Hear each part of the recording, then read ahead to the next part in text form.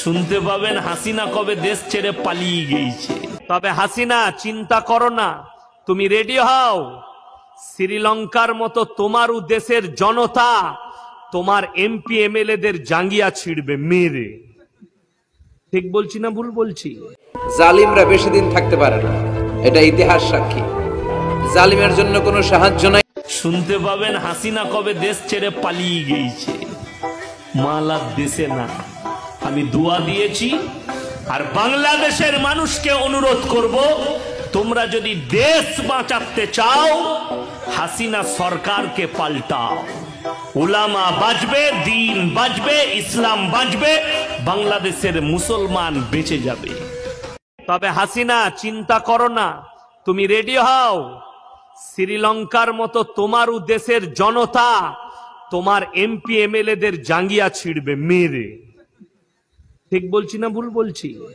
অবশ্যই। তুমি আলেম দিকে হক কথা বলার কারণে জেলের কুঠরিতে ভরছ। তুমি রেডি হও। আমি ভারত থেকে তোমাকে তোমার ভবিষ্যৎবাণী দিচ্ছি, খুব তাড়াতাড়ি তোমার দেশেরও শ্রীলঙ্কার থেকেও খারাপ অবস্থা হবে। আর বাংলাদেশের মুসলমান দিকে বলছি, ঈমানকে পুক্ত করো আর রুখে দাঁড়াও।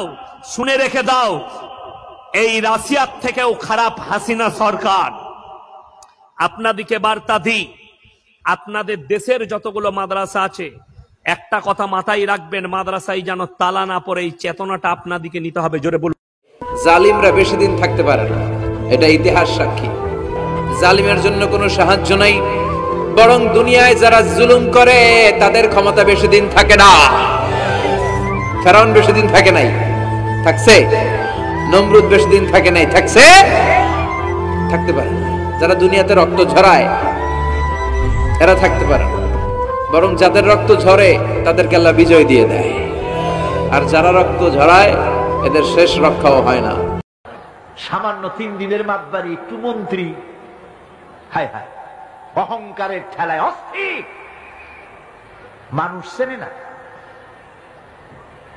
শক্তি সহ্য বীর্য মনে করে সব আমার, কিন্তু কিছুই তোমার না। সময় যখন আসবে দেখবা তোমার কেউ না। টেলিফোনের কাছে হাত দেবা, তারও সময় পাওয়া যাবে না, তার আগেই কাম সারা। সামান্য